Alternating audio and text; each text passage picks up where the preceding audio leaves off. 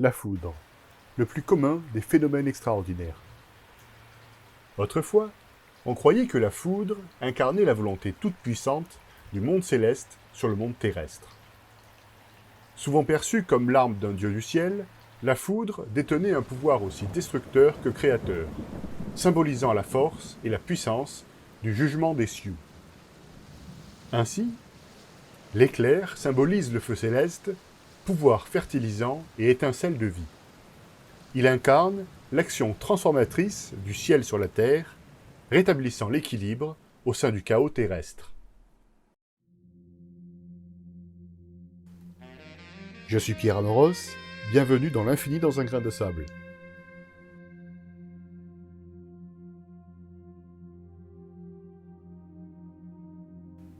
Ayant marqué l'esprit de l'homme au cours des âges, la foudre est devenue symbole, un élément universel de la pensée, commun à toutes les cultures et à toutes les époques. Liant l'imagination d'hier, d'aujourd'hui et de demain, le symbolisme de l'éclair nous accompagnera dans notre exploration de ces phénomènes atmosphériques. Peu de phénomènes éveillent en nous le sentiment du divin aussi intensément que la foudre. Ce sentiment, une fascination mystérieuse mêlée de crainte, c'est le lumineux, le fondement de toute spiritualité.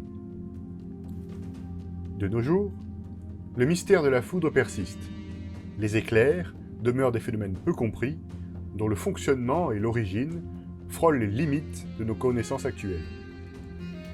À la grande surprise des chercheurs, on sait désormais que les éclairs peuvent produire d'importantes quantités de rayons X, de rayons gamma et même de l'antimatière. Il existe différentes sortes d'éclairs. Certains illuminent la nuit comme en plein jour, tandis que d'autres restent complètement invisibles. Certains éclairs grimpent jusqu'aux limites de l'atmosphère, alors que d'autres prennent la forme de boules de feu, pouvant se diviser en plusieurs morceaux avant de se terminer dans une détonation retentissante. Dans cet épisode, qui est le premier dédié à la foudre et aux éclairs, nous découvrirons comment un nuage d'orage se charge d'électricité et comment les charges électriques s'organisent à l'intérieur de celui-ci.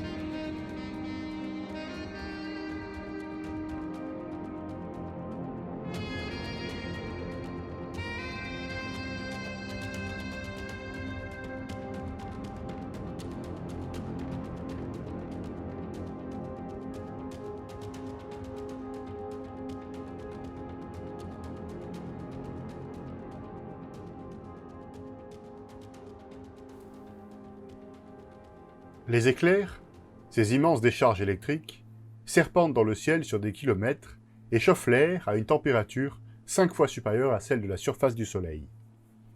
Bien qu'ils libèrent principalement leur puissance dans les hauteurs cotonneuses des nuages, il arrive qu'ils étendent leurs branches crépitantes jusqu'à la surface de la Terre, incendiant les bois et foudroyant les hommes. À l'échelle mondiale, la foudre frappe le sol entre 50 et 100 fois par seconde, causant environ 24 000 morts et 10 fois plus de blessés chaque année. Les éclairs sont des phénomènes électriques. Ils résultent de l'accumulation de charges électriques opposées dans les nuages. Nous connaissons leur lien avec l'électricité grâce à la célèbre expérience de Benjamin Franklin. En effet, au milieu du XVIIIe siècle, Benjamin Franklin conçut une expérience simple mais ingénieuse utilisant un cerf-volant et attache une clé métallique à la ficelle de celui-ci. Si les éclairs étaient de nature électrique, pendant un orage, l'électricité atmosphérique s'accumulerait le long de la ficelle et chargerait la clé. Franklin et son fils ont observé des étincelles jaillissant de la clé vers son doigt, prouvant ainsi que les éclairs sont en effet un phénomène électrique. Des mesures plus récentes ont mis en lumière l'important champ électrique produit par un orage, révélant que les charges opposées s'accumulent sous la forme de couches positives et négatives à l'intérieur du nuage. Explorons un peu cela.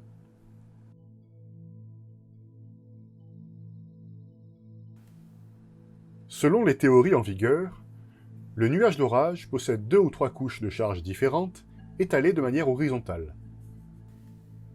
Le milieu du cumulonimbus possède une couche de charge négative, alors que les sommets fibreux du nuage sont chargés positivement.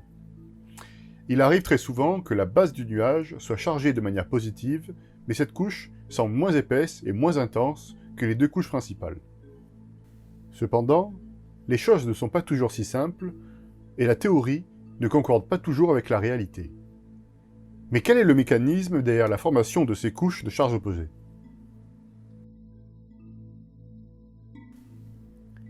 Par le passé, l'on a pensé que le champ électrique naturel pouvait suffire à expliquer la polarisation du nuage quand celui-ci s'élève vers le ciel, soit par des charges électriques naturellement présentes dans l'air, ou avec différents types de collisions des gouttes d'eau.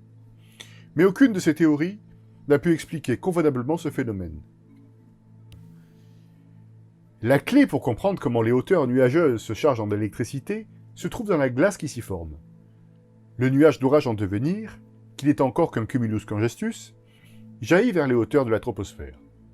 Jusqu'à ce point, il était composé de minuscules gouttelettes d'eau surfondues, c'est-à-dire de l'eau qui, malgré les températures inférieures à 0 degré Celsius, n'a pas encore gelé.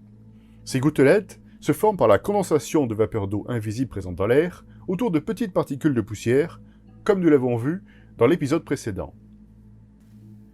Mais, dans les hauteurs glacées du ciel, le froid est tel que la vapeur d'eau se dépose sur ces particules de poussière, non pas en se condensant, mais en passant directement de l'état gazeux à l'état solide, formant ainsi des cristaux de glace. Ces cristaux, minuscules au départ, mesurent seulement quelques microns et grandissent par la déposition supplémentaire de vapeur d'eau. Ils donnent au nuage une chevelure fibreuse, transformant le cumulus congestus en un cumulonimbus. Ces cristaux, en circulant dans le nuage, rencontrent les gouttelettes surfondues que nous évoquions précédemment. Lorsque cela se produit, les gouttelettes gèlent instantanément et le cristal accumule de la glace jusqu'à devenir une petite boule que l'on appelle neige roulée. Contrairement à la grêle, qui rebondit généralement, la neige roulée se fractionne en tombant au sol. Mais en quoi cela concerne-t-il l'accumulation d'une importante charge électrique? Les cristaux de glace et la neige roulée, les formes de glace les plus abondantes dans le nuage d'orage, sont directement liées aux éclairs. La charge électrique de l'orage apparaît simultanément à la formation de ces deux types d'eau glacée, détectables par radar. Les scientifiques ont découvert que la collision entre la neige roulée et les cristaux de glace est à l'origine de l'accumulation des charges électriques.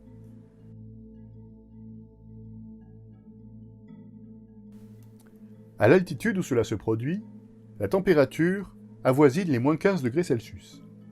Les gouttelettes surfondues réchauffent légèrement la neige roulée, qui, de par sa taille, en intercepte davantage que les cristaux de glace, lesquels restent plus froids. Plus une particule de glace est froide, plus la vapeur d'eau a tendance à se déposer dessus rapidement, et donc, celle-ci grandit plus vite. Du fait de sa tiédeur relative, la neige roulée grandit moins vite que les cristaux de glace, même en considérant les gouttelettes d'eau surfondues qui s'y agglomèrent en gelant. Plus une particule de glace grandit vite, plus elle a tendance à accumuler une charge électrique négative sur sa surface. Lorsqu'une particule de neige roulée et un cristal de glace se rencontrent, ils entrent en contact pendant un instant. Une partie de la surface moins ferme du cristal de glace se détache et reste collée à la neige roulée, augmentant sa charge négative. C'est la particule de glace qui grandit le plus vite, qui perd de la masse dans l'échange, donnant des charges négatives. Initialement neutres électriquement, les deux formes de glace se retrouvent alors avec des charges différentes. Le cristal de glace devient positivement chargé, tandis que la neige roulée acquiert des charges négatives supplémentaires. Leur différence de taille et de densité les sépare. Les courants ascendants entraînent les cristaux de glace vers les hauteurs, tandis que la neige roulée retombe et s'accumule au centre du nuage. Des couches de charge électrique opposées s'accumulent et la tension monte. Quand le champ électrique est suffisant, des charges électriques sont échangées dans une brillante décharge d'énergie, la foudre vient d'éclater. Ainsi, les éclairs redistribuent les charges électriques opposées du nuage qui s'annulent. La foudre est le retour à l'équilibre dans la tension qui règne dans les hauteurs. Cependant, il est important de noter que la structure électrique d'un cumulonimbus est souvent plus complexe. Par exemple, on a déjà vu qu'une couche chargée positivement se forme fréquemment à la base du nuage, et certaines mesures effectuées en altitude montre qu'une couche négative peut apparaître au-dessus de la couche positive habituelle. De plus, certains orages en hiver semblent posséder une structure électrique inversée. Tout ceci montre à quel point nos connaissances sur les phénomènes orageux sont lacunaires. L'avis des chercheurs ne fait pas consensus, certains pensent qu'une meilleure et nouvelle théorie pourrait mieux correspondre aux observations, alors que d'autres rappellent qu'avec la théorie actuelle, si l'interaction entre la neige roulée et les cristaux de glace se produit dans des conditions atmosphériques différentes, le phénomène pourrait s'inverser.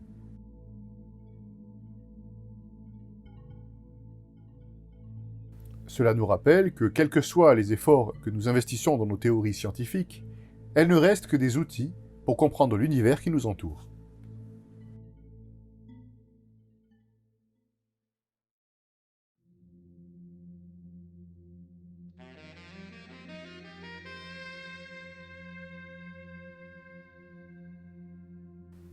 En conclusion, les éclairs sont des décharges électriques qui prennent naissance dans la tension créée dans les hauteurs. Les charges électriques de nature opposée sont échangées lors de la collision de deux espèces de particules de glace, des cristaux et de la neige roulée. Les cristaux de glace, plus légers et chargés positivement, sont portés vers les sommets du nuage par le vent ascendant, tandis que la neige roulée, chargée négativement, retombe et s'accumule au milieu du nuage.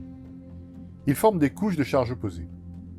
Une fois que la tension est suffisante, des charges électriques sont échangées d'une couche à l'autre sous la forme d'un éclair.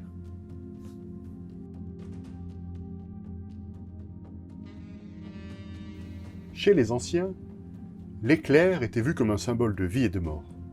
Est-ce vrai? L'impact de la foudre dans les feux de brousse et de forêt est bien connu. La destruction provoquée par l'incendie provoque un renouveau fertile, essentiel pour le vivant. Les éclairs ont probablement joué un rôle bien plus important à l'aube des temps terrestres. En effet, ils semblent être responsables dans l'apparition de certaines molécules organiques, comme certains acides aminés, éléments essentiels de la biologie.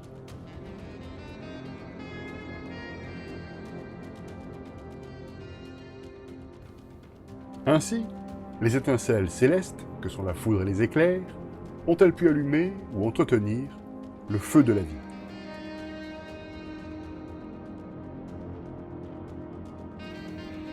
Dans le prochain épisode, nous étudierons la variété d'éclairs la plus commune, les décharges négatives.